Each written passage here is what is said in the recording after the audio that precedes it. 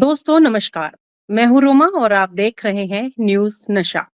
दोस्तों 15 अगस्त को लाल किले से प्रधानमंत्री नरेंद्र मोदी ने जब अगले 10 साल का रोड मैप सुनाया तो एक बात साफ हो गई है, रिटायरमेंट शब्द उनके डिक्शनरी से हट चुका है। लेकिन इस ऐलान ने बीजेपी के भीतर एक ऐसा नया सवाल खड़ा कर दिया है, उस पुराने पावर सर्कल का क्या होगा जो चुपचाप ये उम्मीद लगाए बैठा था कि 75 की उम्र के बाद नेतृत्व बदल जाएगा।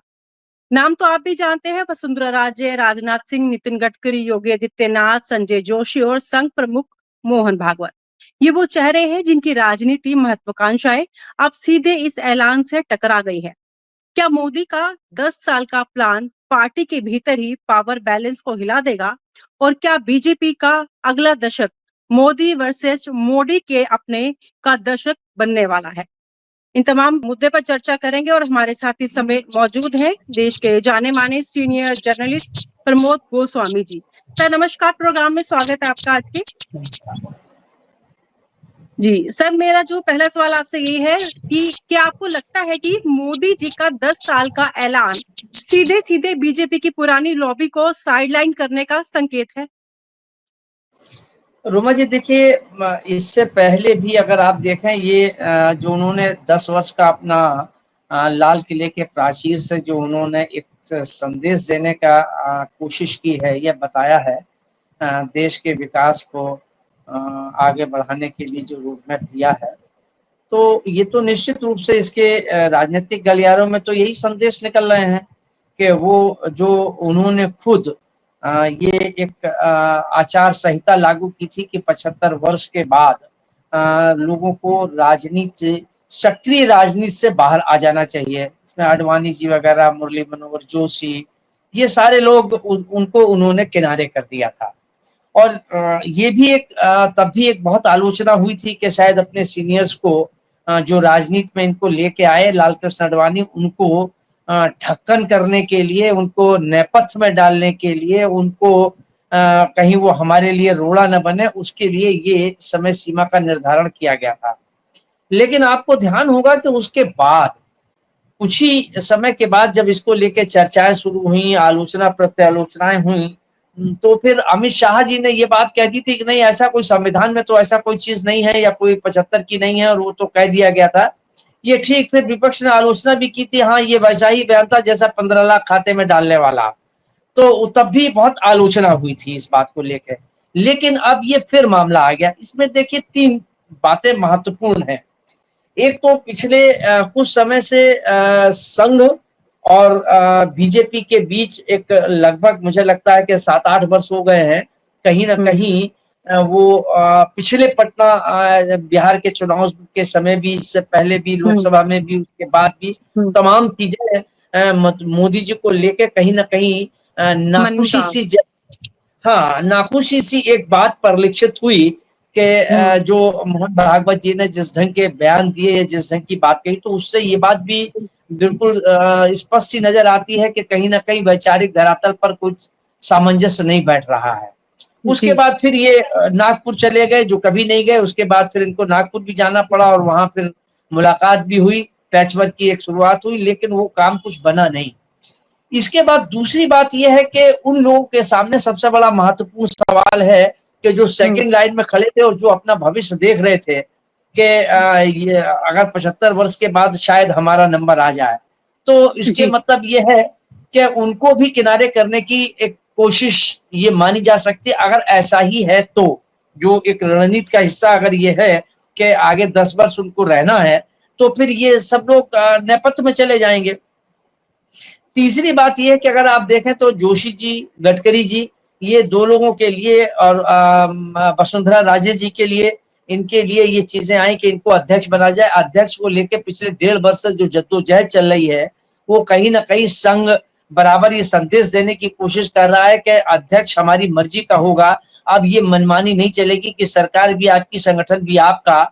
ये एक अघोषित एक संदेश देने की कोशिश की कि ये नहीं होगा, लेकिन उस पर कोई बात बन नहीं पाई और संघ का दबाव कह लीजिए, या संघ कहीं ना कहीं इसमें निर्णायक भूमिका नहीं निभा पाया, या संघ को उन लोगों ने जो भी आधार रहे हों, कारण जो भी रहे हों, जो भी तर्क रहे हों, जो दिए हों, लेकिन वो अध्यक्ष वही चले आ रहे हैं और अध्यक्ष पर जोशी जी जैसे महत्वपूर्ण व्यक्ति जो संगठन की व्यापक क्षमता है, उनमें संगठन की मजबूत पकड़ है, उनको संघ ने आगे प्रमोट किया था, लेकिन संघ और मोदी जी के 36 के आंकड़े की वजह से ये खेल बिगड़ता चला गया।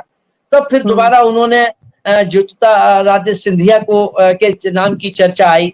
राजनाथ जी ने मना कर दिया था, ऐसा कहा जाता है गलियारे में चर्चा है कि राजनाथ सिंह इच्छुक नहीं थे कि हम अध्यक्ष दोबारा बने। तो ये जो टकराव है, मुझे लगता है कि ये आने वाले समय में संघ का क्या रुख होगा और दूसरे ये जो सेकंड लाइन के लोग हैं, जैसे कि अब आप ले लीजिए कि गडकरी जी बिल्कुल मतलब कहीं न कहीं सामने दिखाई दे रहा है, जो उनकी भाषा शैली लैंग्वेज है, उससे के कहीं सामंजस्य नहीं है या वैसे भी शुरू से चला आ रहा है। वो उनके जहाँ तक योगी जी की बात है, तो योगी जी के बारे में चर्चाएँ ज़रूर हैं, लेकिन मैं नहीं समझता कि अभी योगी जी को प्रधानमंत्री जैसे पद के लिए वहाँ उनके लिए लेकिन चर्चा तो है ही और जी। इससे तो इनकार नहीं किया जा सकता, लेकिन गडकरी जी के नाम की चर्चा ज़रूर चल रही कि गडकरी जी को वहाँ बनाया जा सकता है इनके बाद और वो डिज़र्व भी करते हैं, उनकी सीनियरिटी भी है, अनुभव भी है, सारी चीज़ें हैं, ये बात भी सही है। अब दिक्कत ये आएगी रोमा जी कि संघ और इनके बीच टकराव बढ़ेगा जी। या इसमें कोई फैसला होगा। लेकिन जो अभी तक का अगर आप देख लें खाली एक बटोई में एक चावल को निकाल के अगर देखें तो अध्यक्ष के नाम को लेके संघ ने जितनी अपनी ताकत लगाई या संघ ने जो दबाव बनाया, वो कोई दबाव काम तो आया नहीं। कहीं न कहीं योगी और शाह की जोड़ी ने उसको न्यूट्रलाइज़ तो कर ही दिया। इसको ये तो इसमें कहने में कोई गुंजाइश नहीं कि 1.5 वर्ष हो गए हैं और कहीं न कहीं कोई न कोई चीज़ घटनाक्रम हो जाता है, उसका आड़ लेके और वो फिर आगे बढ़ जाता है, तो वो निर्णय नहीं हो पा रहा। तो संघ का इनके बीच टकराव होगा इसको लेके जो 10 वर्ष के रोड मैप को लेके कि आप 75 से ज़्यादा आप आगे प्रधानमंत्री बनेंगे कि नहीं बनेंगे? दूसरा ये फिर लॉबी तैयार हो जाएगी, इसमें कोई दो राय नहीं है कि एक लॉबी तैयार हो जाएगी, निर्भर इस पर करेगा कि संघ की इस मामले में क्या भूमिका होगी। अगर संघ की इसमें कोई इस मतलब स्पष्ट या कोई चीज़ें सामने आती हैं, बिटवीन द लाइन्स रहती हैं तब तो फिर बात दूसरी है। लेकिन संघ ऐसा करता नहीं है, संघ कहीं न कहीं संदेशों में, संकेतों में सीधी-सीधी बात कह देता है कि नहीं ये ठीक नहीं है और वो मैं समझता हूँ कि अगर कहीं ऐसी स्थिति हुई, तो फिर ये जो लॉबी है और ये कहीं न कहीं एक टकराव की स्थिति पैदा होगी।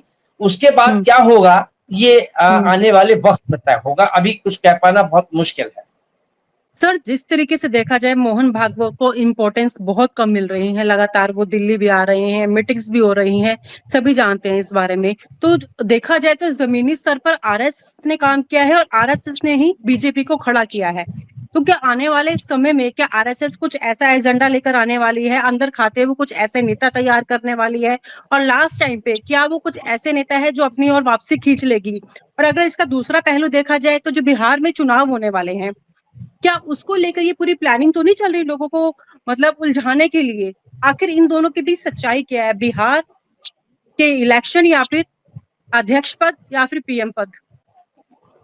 नहीं देखिए ये बिहार का इलेक्शन को लेके तो मैं नहीं समझता कि बहुत ज़्यादा कोई इसमें इस को लेके कोई चीज़ हो, लेकिन हाँ, अध्यक्ष पद और संघ के बीच टकराव, ये महत्वपूर्ण चीज़ें हैं। और जी। जो वहाँ पर आप ये देखिए कि लाल किले की प्राचीर से उन्होंने पहले तो संघ का को महिमा मंडित किया और संघ के 100 साल पूरे होने पर उसके बड़े योगदान की मतलब उन्होंने प्रशंसा की और फिर उसके बीच में उन्होंने लाके ये एक उस पे रख दिया 10 वर्ष का रोड मैप भी डाल दिया। तो ये जो स्थिति है, ये अपने आप में बड़ी विचित्र है। मुझे लगता है कि संघ इस मामले में क्योंकि जो कार्यकर्ता हैं, हालाँकि मोदी जी और अमित शाह ने जो संगठन की जो एक भारतीय जनता पार्टी की रीति-नीति रही है, उसको पूरी तरीके से छिन्न-भिन्न कर दिया है। अब बिल्कुल। उन्होंने पूरी तरीके से जैसे और राजनीतिक दल जो हैं अपने लोगों को अपने उस ढंग के लोगों को अपने इर्द-गिर्द एक औरा बना लेते हैं, तो वो उन्होंने बना के चल रहे हैं। और जो ऐसे संघ के डेडिकेटेड लोग हैं या भाजपा के डेडिकेटेड लोग हैं, वो अपने को कहीं न कहीं उपेक्षित महसूस कर रहे हैं। तीसरी जी। बात ये भी है कि अगर आप देखें तो मतलब जितने भी सरकारें हैं उठा के आप देख लीजिए या केंद्र की सरकार भी देख लीजिए, उसमें जो गठबंधन की राजनीति के नाम पर जो दूसरे हुँ, दलों से तोड़ देते हैं, वो अपने में ले लेते हैं हुँ, और उसके बाद जिन पर आरोप लगते हैं, वो डिप्टी सीएम बन जाते हैं। तो ये हुँ। जिस ढंग की इससे भी भारतीय जनता पार्टी में या संघ में इसको लेके कहीं न कहीं कि सत्ता के लिए मूल्यों और सिद्धांतों से समझौता न किया जाए, ऐसा संघ का मानना है। जी। लेकिन सर ये संजय योग जी, जी। लेकिन योगी और मोदी जी और जो अमित शाह का सोचना है, वो उनका सोचना है कि सत्ता के बगैर सब बेकार है, जो भी राजनीतिक दल है वो सत्ता के लिए लड़ाई लड़ते हैं। अब हुँ, जन सरोकारों की तो खैर सेकेंडरी हो गई, सत्ता कैसे हासिल की जाती है इनके प्रकारेण, ये उसका हिस्सा हुँ। है और उसी रणनीति को लेके अमित शाह और मोदी जी आगे बढ़े हैं। ओके। सर ये संजय जोशी और मोहन भागवत जैसे लोग हैं जिनका संबंध सीधे-सीधे आरएसएस से है। क्या इस ऐलान के बाद संघ का रुख कुछ बदल सकता है? मुझे लगता है कि जो मतलब संघ के अपनी अभी तक सोच रही है या अभी हुँ, तक उसकी जो कार्यशैली रही है, उसमें हुँ, वो मतलब गंभीरता उसकी रही है, वो या तो किसी बात पर कोई टिप्पणी करते नहीं है और करती है तो फिर उस पे कहीं न कहीं टिकती भी है। ऐसा देखा हुँ, जाता हुँ, हुँ। रहा है। अभी अगर आप जी, उठा के देख लें, तो लोकसभा के हुँ, चुनाव में भी जी, इससे पहले भी कहीं न कहीं वो मतलब विरोध तो नहीं किया लेकिन वो तटस्थ की भूमिका में हो गई थी और उसका हुँ, नुकसान उठाना पड़ा भारतीय जी, जनता पार्टी को। तो ये संदेश देने की कोशिश तो की थी। हुँ, संजय जोशी जी के लिए संघ की पूरी लॉबी लगी थी और संघ ये चाहता था कि संगठन के लोगों को अब इसमें महत्व दिया जाना चाहिए और पिछले एक लंबे समय से उनको योगी जी, मोदी जी उनको नेपथ्य में डाले हुए थे चूंकि उनके और उनके बीच में 36 का आंकड़ा है, तो वो किसी भी कीमत पर वो चाहे उसके लिए कोई भी कीमत चुकानी पड़े हुँ, मोदी जी संजय जोशी जी को नहीं आने देना चाहते हैं। लेकिन जी, संघ ये चाहता है कि चूंकि संगठन के जानकार हैं, उनकी कार्यकर्ताओं में सीधी पकड़ है, वो अच्छे व्यवहार कुशल, सब लोगों को साथ लेके चलने का उनका एक स्वभाव रहा है। गुजरात की हुँ, सरकार बनाने में शुरुआत में उनका बड़ा भारी कंट्रीब्यूशन रहा है, संगठन जी, के मजबूत व्यक्ति रहे हैं, तो संघ ये हुँ, चाहती है कि ये आएँ, लेकिन मोदी जी नहीं चाहते, टकराव यहीं से शुरू हो गया था संघ के और इनके बीच में। हालाँकि कुछ चीज़ों को लेके पहले भी था, लेकिन जब ये चीजें बढ़ी और संघ ने संजय जोशी जी का नाम आगे बढ़ाया, उसको लेके जी, फिर तलवारें कुछ ज्यादा खिंच गई या मतभेद ज्यादा हो गहराने लगे और उसी का परिणाम है कि अभी तक तो एडामेंट है संघ कि नहीं, अध्यक्ष अब संघ की मर्जी का और संगठन से जुड़ा हुआ व्यक्ति होगा, अब सत्ता का पिट्ठू नहीं होगा। सीधी-सी बात जी, अपरोक्ष रूप से ये संघ का कहना है कि अब सरकार का पिट्ठू नहीं होगा जो खाली रबर स्टैम्प के रूप में काम करे। अब वहाँ हुँ, हुँ, अध्यक्ष जो होगा वो संगठन का और संगठन को देखने वाला होगा। तो जी। अभी सर तक तो यही प्रोग्राम है की और मुझे लगता है कि ये जी, और अभी जो इन्होंने 10 वर्ष का रोड मैप दिया है, मुझे लगता है ये कि इन्होंने नए ऊपर डाल दिया ताकि वहां से मतलब दिमाग हटे और इस पर एक बहस चली जाए या छिड़ जाए। ये मुझे लगता है ये उनकी राजनीतिक रणनीति का हिस्सा है। हुँ।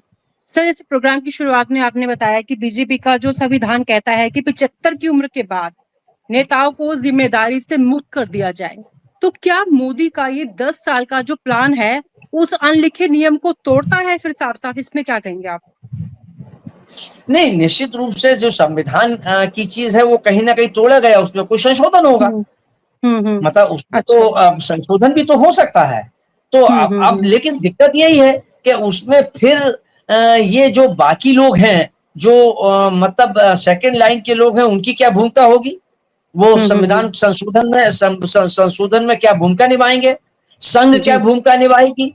ये बहुत सी हुँ, चीज़ें हैं कि जो जी, वहाँ पर ये तय करेगी कि आगे क्या होगा। लेकिन ये सबसे महत्वपूर्ण बात ये है कि ये जो 75 साल का एक नियम लागू किया गया या 75 साल की जो पैरवी की गई कि अब जी। उनको मार्गदर्शक मंडल में आ जाना चाहिए, वो हमको दिशा निर्देश दें, हमको मार्गदर्शन करें, अब सक्रिय राजनीति में रहें, तो ये तो मोदी जी और शाह ने ही रखा। हुँ, अब उससे अगर ये हटेंगे, अगर ये हुँ, कहेंगे कि नहीं हम रहेंगे, तो उसका एक गलत संदेश तो पूरी पार्टी में जाएगा ही जाएगा। बिल्कुल, बिल्कुल। और जी। वो संघ भी उससे सहमत नहीं होगी, किसी कीमत हुँ, पर भी। और जब अगर ये स्थिति होगी, तो निश्चित हुँ, रूप से कहीं न कहीं पार्टी के अंदर एक टकराव की स्थिति पैदा होगी। अब उसके हुँ। आउटकम्स क्या होंगे, ये अभी कहना मुश्किल होगा। सर, इस ऐलान का जो असर है सिर्फ़ विपक्ष पर नहीं बल्कि बीजेपी के अंदरूनी चुनावी समीकरण पर भी पड़ेगा, खासकर 2029 के बाद। क्या लगता है आपका आने वाली राजनीति कैसी होगी फिर? नहीं देखिए रोमा जी, मैंने कहा इस समय बड़े हुँ, आंतरिक संकट के दौर से है भारतीय हुँ, जनता पार्टी। जी, क्योंकि वहाँ जो संघ और उनके बीच में और जो भाजपा के अंदर हैं, उनके बीच में जो एक जी, टकराव चल रहा है, या कहीं न कहीं जो संघ के ऐसे लोग हैं, भले ही वो सामने हुँ, मुखर होके नहीं आते, लेकिन पीठ पीछे तो कहते ही हैं कि साहब अब भारतीय जनता पार्टी का संगठन भी और जिसकी आलोचना करते हैं उससे ज़्यादा बदतर स्थिति में है। यहाँ तो पूरी हुँ, तरीके से अगर मतलब हमारे कई ऐसे लोग हैं कि जो भारतीय जनता पार्टी के पुराने सक्रिय रहे हैं और अच्छे पदों पर भी रहे हैं। उनका यही कहना है कि अब हुँ, तो मुझे लगता है कि जिस पर आरोप लगते रहते हैं कि व्यक्तिवादी पार्टी है, ये एक हुँ, अपने घर वाली पार्टी है, तो वहाँ उनका जो दबदबा रहता है या जो वो कह देते हैं वही फाइनल होता है। किसको टिकट हुँ, मिलेगा, किसको अध्यक्ष बनेगा, कौन रहेगा, कौन नहीं रहेगा, कौन मंत्री हुँ, बनेगा, कौन क्या बनेगा, सब चीज़ें जो एकाधिकार वाली बात है, भारतीय जनता हुँ, पार्टी में वो उन लोगों का मानना है कि इससे ज़्यादा हो गया है। वहाँ जी, तो भी थोड़ा डेमोक्रेटिक सिस्टम है, कि मान हुँ, लीजिए हुँ, हुँ, कहीं कोई चीज़ हो गई तो उसपे एक स्वीकार करने की चीज़ रहती है कि अगर 10 लोगों ने दबाव बनाया तो उसको मान लेते हैं। यहाँ तो जो हुँ, फरमान जारी हो गया वो फिर फाइनल हो गया, उस पर कोई इफ़न-पट जी, करने की स्थिति में नहीं है। और अगर ये हुँ, हुँ, स्थिति रही तो फिर कहीं न कहीं मुझे लगता है कि फिर इसमें इफ़न-पट करने वाले आगे होंगे और आगे आएँगे, हुँ। और कहीं न कहीं एक टकराव की स्थिति पैदा होगी और पड़ेगी। सर, आपको इतना पुराना एक्सपीरियंस है, इतनी पार्टियाँ, इतने चुनाव, इतना कुछ देखा आपने अपने इस दौर में। तो क्या लगता है आपको, आपके अकॉर्डिंग अध्यक्ष पद किसको मिलना चाहिए? कौन लगता है इस देखिए लायक रोमा है? जी, नहीं, देखिए वैसे तो ये अपने पार्टी का और संघ का उनका आंतरिक निर्णय है कि वो किसको बेहतर समझते हैं, ये इसमें जी। हमारी आपकी राय कोई मायने नहीं रखती है। हुँ, हुँ, हुँ। लेकिन जो नाम चर्चा में आए हैं, उन चर्चा में चाहे वो अ, म वसुंधरा राजे सिंधिया जी हों, चाहे जी, इसके बाद नाम आया शिवराज सिंह जी का, उनका भी नाम चर्चा जी, में आया, चाहे जी। राजनाथ सिंह की बात ले लीजिए, उन्होंने हुँ, अनिच्छा जाहिर की। लेकिन इन सब में अगर पार्टी को नए कलेवर में लाने की कोई क्षमता रखता है तो वो संजय जोशी जी हैं। और जी, संजय जोशी जी ने एक बार नहीं कई बार ये प्रूव किया है, अपनी मेहनत से, अपने संगठन के लोगों को जोड़ के चलने की मनोवृत्ति से। और आज भी मतलब जो संजय जोशी जी हैं, भले हुँ, ही मतलब वो सक्रिय राजनीति में नहीं है, उनको बाहर रखा गया है एक लंबे समय से 1 दशक से ज़्यादा से 1.5 दशक से 2 दशक से कह लीजिए। लेकिन जी। आज भी उनके यहाँ मिलने वालों के उनके उनको पसंद करने वालों में उत्तर प्रदेश में बहुत से मंत्री विधायक आज भी हैं, केंद्र हुँ, में भी हैं।